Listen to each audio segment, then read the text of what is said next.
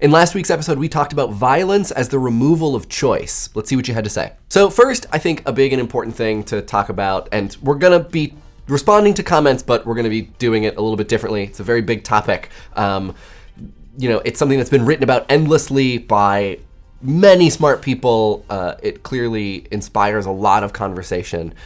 So as sort of indicated at the end of last week's videos, we're gonna discuss a couple of the bigger things that we didn't have time to in one video first. Overall, the conversation that you guys had was great and largely very respectful, if contentious. And so the first thing that I want to say is just thank you. Thank you for engaging with these ideas and with each other. And, in the instances where you were engaging with one another respectfully and thoughtfully, thank you for doing that. In the cases where that wasn't happening, I just want to apologize on behalf of the people who were not being respectful. I'm sure they just were having a bad day. I also just want to stress that this conversation I think is great and important, and don't consider me an authority on any of this. This is just how I think about these things. This is how I find it helpful to think about these things. So please continue having this conversation with one another. It's been so enlightening, and I think very helpful. It's been something. It's been a really interesting week to see how everybody talks to one another. But before we get into the thick of it, there are just a couple of concerns that I want to get out in front of right off the bat.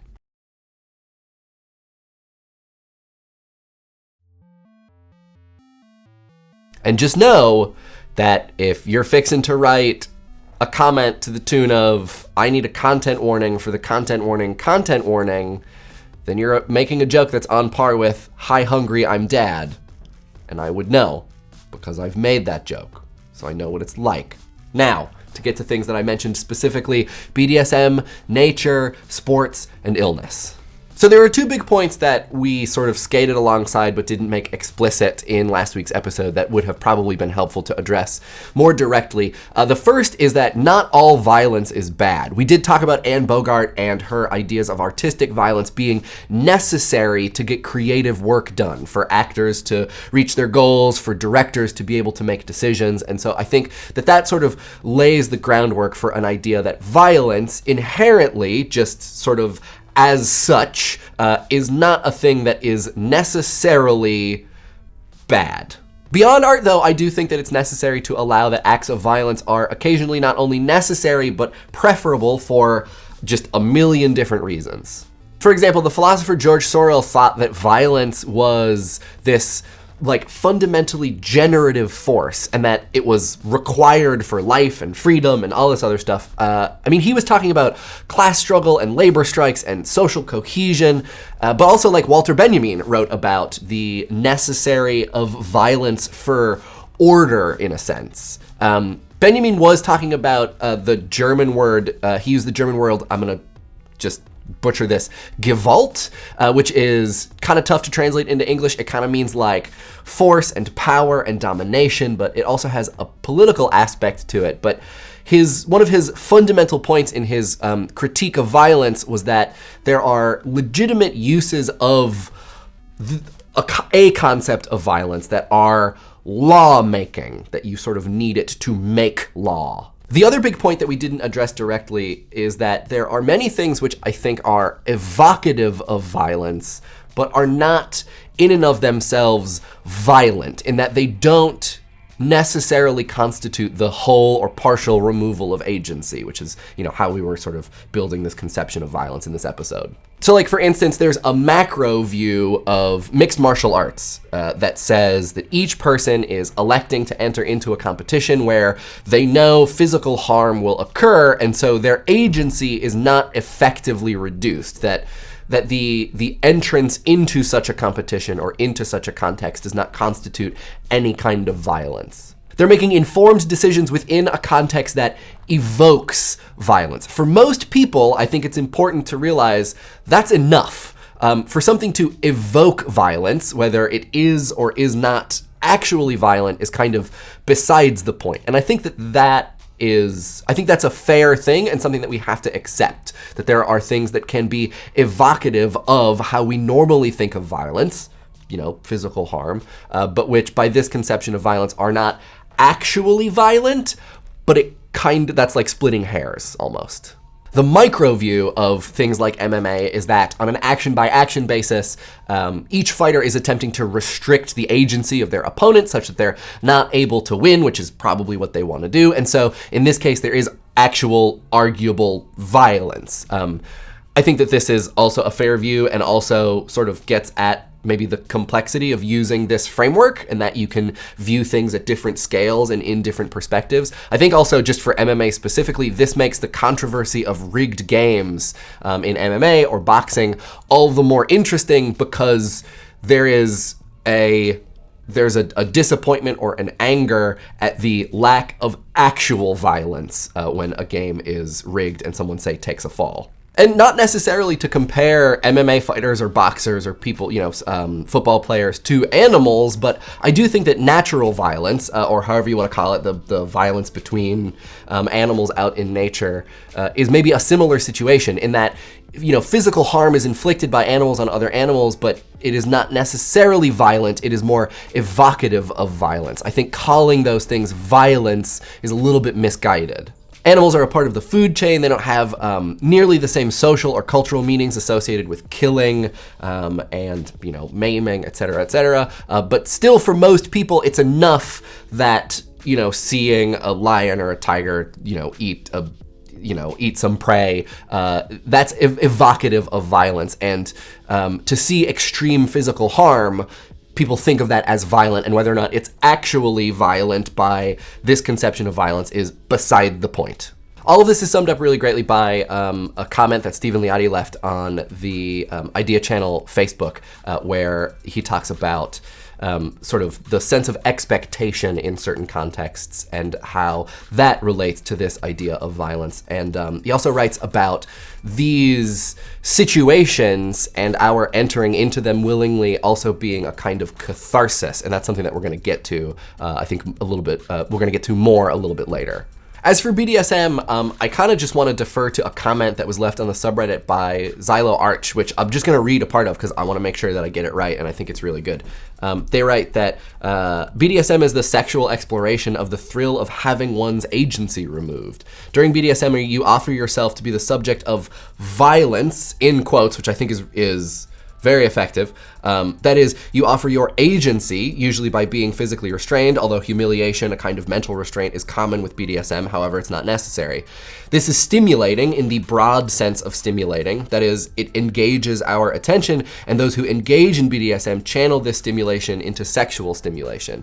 And I think that there's a really interesting nuance here, because you can talk about how those things are, by our conception, actually violent, because there is truly a removal of agency, or you can talk about how they are evocative of violence in a way that allows stimulation, because ideally, in a safe BDSM environment, the person who is having their agency removed always has a way out. It's always very safe and managed and respectful beyond what is agreed beforehand. And so I think that this is, XyloArch does a really great job of sort of appraising that situation, and then inspired an awesome conversation afterwards that I would highly recommend you go and read and check out. It's very interesting, and I think a really great way to think about this. On Facebook, Jen O'Neill talks about her experience receiving healthcare and how that experience is one that often feels violent for a multitude of reasons. She links to a really incredible NPR interview on the subject that is so worth your time. I would highly encourage you to check it out. She also talks about this really important concept of slow violence, which I think is very much related to this conversation, that, we tend to think of violence as being fast and active. We talked about that in last week's episode, but that there is another kind of pervasive and much more situational violence that could be classified as a type of slow violence that is maybe very, very present in these kinds of infrastructural violence in America and the healthcare system especially. There was also a lot of talk about how this concept of violence is so broad that it becomes unusable. And I think that this is a very fair criticism, though of course one that I disagree with. I think a big part of this is that the dictionary definition of violence, which includes things like harm and physical and material damage, include words that we have a direct and nuanced understanding of. We know when a feeling becomes hurt or harm. We know when material change can reasonably be considered damage, whereas this more broad concept of violence includes things like agency, force, and negation, which are words that are much more abstract and which we don't have to deal with in a similar way. We don't have as nuanced an understanding of them. And I think that that's, I accept this charge. I think that that is absolutely true and a shortcoming of this idea. But I saw some people saying that the idea as a whole is nonsense because it means that telling your kids to eat their broccoli is violence, that doing certain kinds of math or using certain types of materials or even resisting an assault are all, in fact, violent. And so then, the idea sort of falls apart and becomes unusable. I may ask you to consider how your children might see broccoli as a legitimate tool of oppression, and then appreciate the fact that you know what's best for them, and that maybe as children, their sense of what is just and fair is maybe not so finely attuned as yours. Second, if you want to claim that objects or materials or transcendental others or other things that are not people have agency, I'm gonna let you. I mean, this week's episode was about object-oriented ontology, but this seems like a real edge case to me, given that the episode was clearly about people and social issues. To me, this is kind of like complaining that your lasagna turned out weird after I gave you a recipe for chicken mole. Like it's just a completely different use. And I'm not saying that it's wrong or bad. I'm just saying that it's not a logical conclusion, as it seems to have been advertised in certain comments. And third, as far as stopping an assault being an act of violence itself, sure. Why not? I think I'm fine with this. We've already talked about the necessity of violence for freedom and safety, which I will 100% agree it's a slippery slope. It's super duper easy to abuse, and we do abuse it. It is abused always. It always has been. It always will be. I wish that such a concept of violence could work against those things, but I think it is. It is sort of just part of the nature of the concept and how it exists in the world.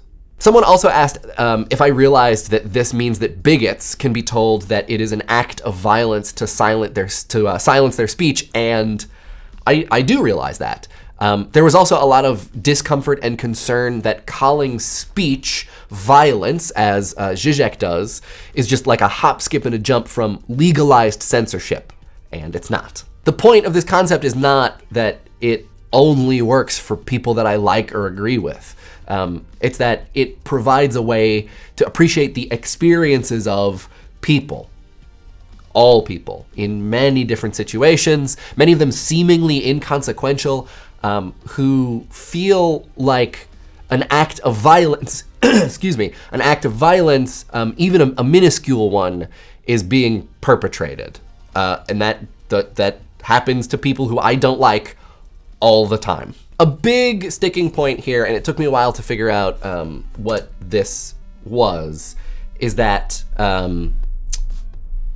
people seemed to assume that I'm trying to redefine violence in a sort of legal way, in a definitional sense, and that I want you to use this word, and to use this word this way, and that when you say violence, I want you to mean this thing.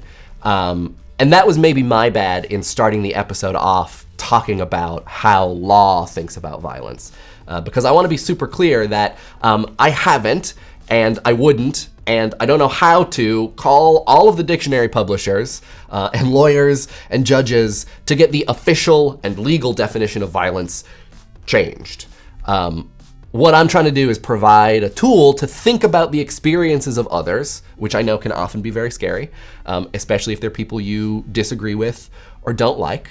But it seems like in the wake of this episode that it's almost like by suggesting that there's another way to consider violence, a lot of commenters felt as though I was actively restricting their options, that I was keeping them from acting and speaking the way that they want to in the world. And I can absolutely appreciate that, and I want to apologize for that. I'm sorry. But I just want to be clear that stepping into this theoretical framework doesn't mean that hate speech is now legal violence and will be outlawed and punishable by jail time or whatever. The framework helps us appreciate how bigots can treasure the right to share their terrible opinions, and it gives us a technique to appreciate them as human beings with agency. I like to think of this as a way for us to be more compassionate for them than they ever are for the group of people who they judge. But I think it also means, and I think much more importantly, that we can understand the experiences of people who are the subjects of that hate speech, and how, along with physical harm, these things pair up to create that constant state and fact of violence, that lived experience of violence that we spoke about. And just to this point, I want to just talk about two specific comments. The first was Brandon Obrien's post from his blog, The Rising Tides, on Tumblr, that we've talked about several times before, that is just constantly really great, and I would highly recommend you just go follow Brandon, where he talks about his experience living in a place where it feels like there is often almost state-sponsored violence of the social and symbolic kind, and just getting this kind of insight and Brandon's willingness to share his experience with these things is just, I'm so incredibly meaningful, and I feel incredibly lucky to have Brandon as an audience member and that he would be willing to share this with us. The second is a comment that was left on the subreddit by pdthorn, whose flair says something like insufficiently read to comment,